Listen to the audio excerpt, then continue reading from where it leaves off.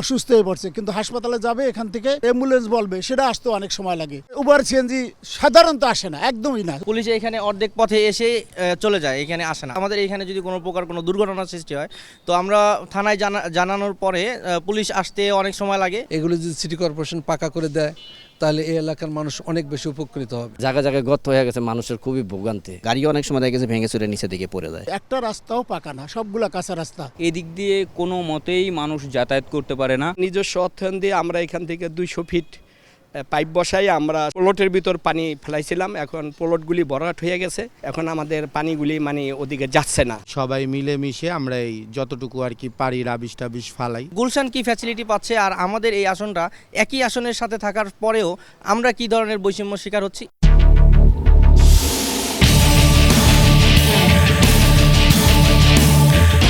Drainage লাইনের সমস্যাটা হলো মূল সমস্যা। রাস্তাঘাটের জন্য খুবই ভোগান্তি হয়। কোনো মতেই মানুষ যাতায়াত করতে পারে না। জায়গায় জায়গায় গর্ত হয়ে গেছে। উবার সিএনজি সাধারণত আসে না, একদমই না। মাত্র আধা কিলোমিটার সড়কের অভাবে দীর্ঘদিন ধরে চরম ভোগান্তির শিকার হচ্ছেন রাজধানীর বালুঘাট, মানিকদি ও বাইগারটেক এলাকার হাজার হাজার মানুষ। এলাকাটি প্রধানমন্ত্রীর নির্বাচনী এলাকার অন্তর্ভুক্ত হলেও এখনও মৌলিক নাগরিক সুবিধা থেকে বঞ্চিত বাসিন্দারা। একদিকে ক্যান্টনমেন্ট সংলগ্ন বালুঘাট, অন্যদিকে পল্লবী সংলগ্ন মিরপুর ডিওএইচএস, মাঝখানে সাগুপ্তা আবাসিক এলাকার মধ্য দিয়ে চলে যাওয়া এই সড়কটি দুই এলাকাকে সংযুক্ত করেছে।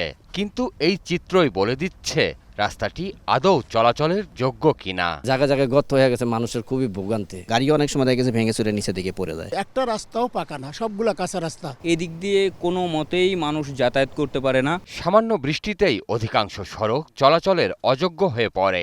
যানবাহন তো দূরের কথা, পায়ে হেঁটে চলাচলও কঠিন হয়ে যায়। বৃষ্টি হলে এটা প্রচুর পরিমাণে ওভারফ্লো হচ্ছে এবং এই এলাকায় একদম পানিতে প্লাবিত হয়ে যাচ্ছে। রাস্তার উপরে পানি যখন উঠে যায় তখন নিচতলা পানি উঠে যায়। মানুষ যদি হেঁটে যেতে চায় তাহলেও সমস্যা। কার্যকর পানি নিষ্কাশন ব্যবস্থা না থাকায় একটু বৃষ্টিতেই সৃষ্টি হয় জলাবদ্ধতা। নিজেদের উদ্যোগে কিছু সংস্কার কাজ করা হলেও তা প্রয়োজনের তুলনায় অপ্রতুল। নিজস্ব অর্থায়ন দিয়ে আমরা এখান থেকে 200 ফিট পাইপ বসাই আমরা প্লটের ভিতর পানি ফেলাইছিলাম। এখন প্লটগুলি ভরাট হয়ে গেছে, এখন আমাদের পানিগুলি ওদিকে যাচ্ছে না। সবাই মিলে মিশে আমরা এই যতটুকু আর কি পারি রাবিশ টাবিশ ফালাই। গুলশান কি ফ্যাসিলিটি পাচ্ছে, আর আমাদের এই আসনটা একই আসনের সাথে থাকার পরেও আমরা কি ধরনের বৈষম্য শিকার হচ্ছি। জমে থাকা পানির কারণে বাড়ছে মশা মাছির উৎপাত, ডেঙ্গু সহ বিভিন্ন রোগ ব্যাধির ঝুঁকিও বাড়ছে ক্রমাগত।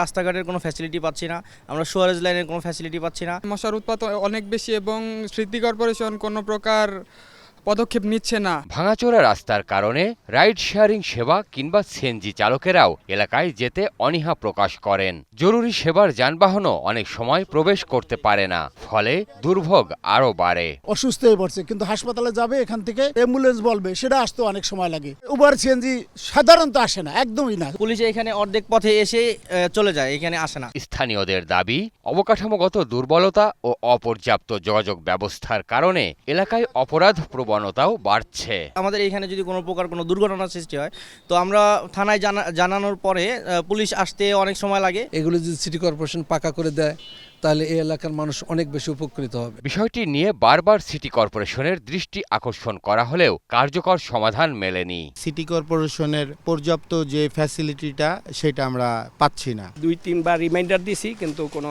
কাজ হচ্ছে না। তবে বর্তমান সরকার ক্ষমতায় আসার পর এলাকাটি প্রধানমন্ত্রীর নির্বাচনী এলাকার অন্তর্ভুক্ত হওয়ায় নতুন করে আশাবাদী হয়েছেন বাসিন্দারা। এটা হচ্ছে মাননীয় প্রধানমন্ত্রী জনাব তারেক রহমানের এলাকা।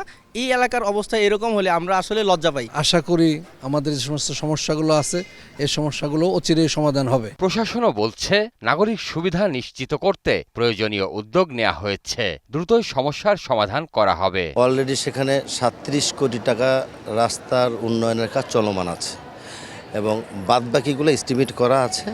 সেই এস্টিমেট করে অ্যাবলিশনের পরে আমরা সেই কাজগুলো অনুমোদন করব। আধা কিলোমিটার সংযোগ সড়ক নির্মাণ আর ড্রেনেজ ব্যবস্থা ঠিকঠাক হলে হাজার হাজার মানুষের দীর্ঘদিনের দুর্ভোগ অনেকটাই লাঘব হবে।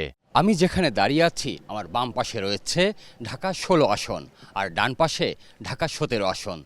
কিন্তু এই দুই এলাকায় রয়েছে ঢাকা উত্তর সিটি কর্পোরেশনের অন্তর্ভুক্ত। এখানে হাজার হাজার মানুষের বসবাস, কিন্তু তাদের যাতায়াতের রাস্তা বড়ই নাজুক।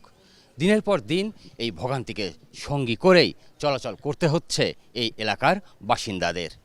প্রিয় দর্শক, আপনাদের দুর্ভোগ দুর্দশার চিত্র তুলে ধরতে চাই 21শে টেলিভিশন। আপনাদের যে কোনো ভোগান্তির কথা জানাতে ফোন করুন এই নম্বরে। তথ্য পাঠাতে পারেন হোয়াটসঅ্যাপ এবং ইমেইলেও। সঙ্গে থাকবো আমি সঞ্জয় অধিকারী আর 21শের টিম। সবসময় আপনাদের পাশে আছে 21শে টেলিভিশন।